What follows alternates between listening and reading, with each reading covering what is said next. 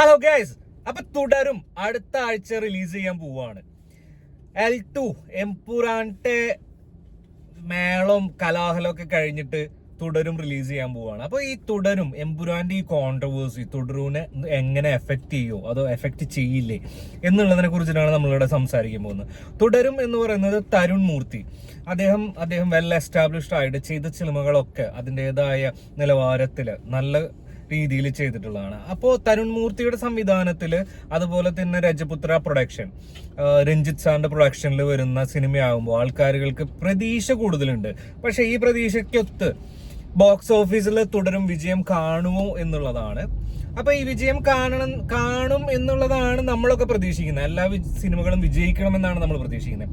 ശോഭന മോഹൻലാൽ കൂട്ടുകെട്ട്, അതുപോലെ തന്നെ ഒരു നൊസ്റ്റാൾജിക് കുറെ മൂവ്മെന്റ്സ് കൊണ്ടുവരുന്ന രീതിയിലുള്ള ട്രെയിലറും ബാക്കി കാര്യങ്ങളൊക്കെയാണ് വന്നിട്ടുള്ളത്. ഒരു പഴയ മോഹൻലാൽ ശോഭന ഒരു കെമിസ്ട്രി ഒക്കെ അതിനകത്ത് നല്ല രീതിയിൽ വർക്ക്ഔട്ട് ആവുന്നുണ്ട്.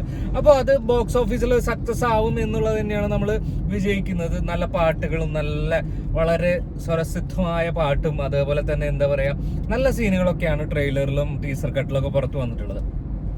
അപ്പോൾ ഈ എംപുരാന്റെ വിഷയം എന്ന് പറഞ്ഞു കഴിഞ്ഞാൽ പൊളിറ്റിക്കലി ഭയങ്കരമായിട്ട് അത് ചർച്ച ചെയ്യാന്ന് പറഞ്ഞു കഴിഞ്ഞാൽ കേരളത്തിന്റെ ഡാമുകളെ കുറിച്ചിട്ട് സംസാരിച്ചു. അതുപോലെ തന്നെ ED എൻഫോഴ്സ്മെന്റ് ഡയറക്ടറേറ്റ് ഓഫീസിനെ ദുരുപയോഗത്തെ കുറിച്ച് സംസാരിച്ചു. അതുപോലെ തന്നെ കേരള രാഷ്ട്രീയത്തിലുള്ള അല്ലെങ്കിൽ ഇന്ത്യൻ രാഷ്ട്രീയത്തിലുള്ള പല കാര്യങ്ങളെ കുറിച്ച് സംസാരിച്ചു.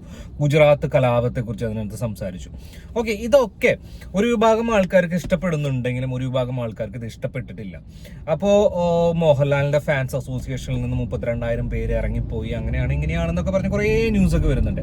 അപ്പോൾ ഇത് അങ്ങനെയുള്ള ഒരു സാഹചര്യത്തിൽ ഈ സിനിമ വരുമ്പോൾ ഒരു 5% ആൾക്കാരെങ്കിലും, മോഹൻലാലിനെ ഇഷ്ടപ്പെട്ടിരുന്ന ഒരു 5% ആൾക്കാരെങ്കിലും അതിൽ നിന്ന് ബാക്ക് ഔട്ട് അടിച്ച് ഈ സിനിമ കാണാതിരിക്കാനുള്ള സാധ്യതകളുണ്ട്. എന്നാലും വേർഡ് ഓഫ് മൗത്ത് പബ്ലിസിറ്റി ഈ സിനിമയ്ക്ക് കൂടുകയാണെന്നുണ്ടെങ്കിൽ ഡെഫിനറ്റ്ലി ബോക്സ് ഓഫീസിൽ ഇത് നല്ല ഒരു എന്താ പറയാ കളക്ഷൻ റെക്കോർഡോട് കൂടിയിട്ട് തന്നെ മുന്നോട്ട് വരുന്നതാണ് പറയുന്നത്.